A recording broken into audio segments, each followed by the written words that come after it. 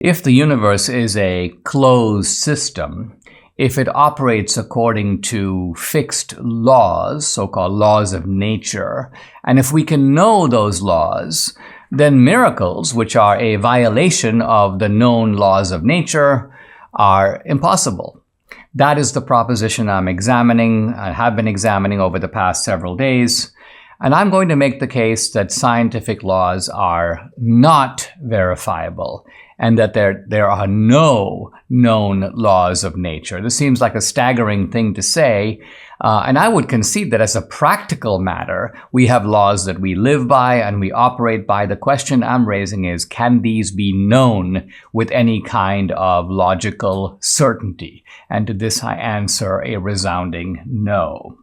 Now, why are scientific laws unverifiable? Strangely enough, the answer is in the work of David Hume himself. David Hume pointed out 200 years ago, and listen carefully to this, that from no amount of empirical observations, however large, can we derive an unrestricted law or general conclusion that is true as a matter of logic.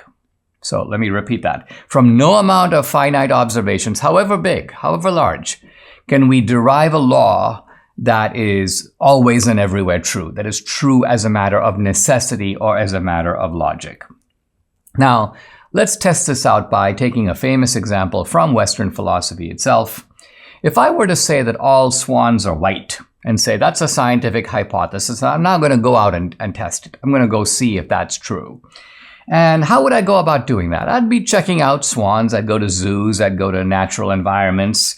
And I'd start counting the swans, 1 million swans, 10 million swans. And then I can say, well, based on this, I'm sure that all swans are white. But Hume's point is, you don't really know this. Just because you've seen one white swan after another, you're concluding that in the entire universe, all swans are white. You have no possible way of making such a preposterous statement. The best you can say is, as far as I know, or as far as I've seen, all swans are white. By the way, and I think I've mentioned this on the podcast before, for thousands of years before Australia was discovered, the only swans that people in the West had seen were in fact white. And so everyone took it for granted that, swans are white. For phrases like white as a swan, you will find it in Western literature, you find it in Western poetry. It's only when the white man first landed on the shores of Australia that he saw, whoa, a black swan. So what was previously considered a kind of scientifically unviolable truth, every swan ever observed is white, that law basically collapses. It had to be retired. Now, at this point, you can expect the champions of science, and particularly the skeptical and atheist champions of science, to jump in and go, well, this is the wonderful thing about science. We're always open to correction and revision. We learn from our mistakes. Here's Carl Sagan. He's congratulating himself and other scientists for, quote, our tradition of mutually checking out each other's contentions. Here's Daniel Dennett. The methods of science aren't foolproof, but they are indefinitely perfectible. There's a tradition of criticism that enforces improvement whenever and wherever flaws are discovered. So the idea here is that science doesn't necessarily reach an endpoint, but it makes kind of steady progress toward this kind of logical perfectibility. Hume's point is that this is bunkum. This is nonsense. Science is not justified in positing these rules in the first place. You're not getting closer and closer to any truth. In fact, you remain as distant from the logical truth as ever.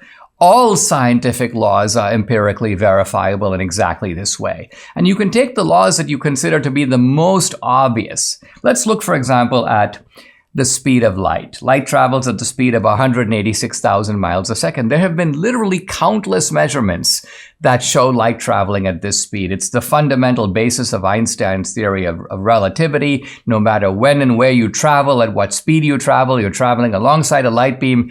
The measurement of the speed of light is the same, 186,000 miles a second.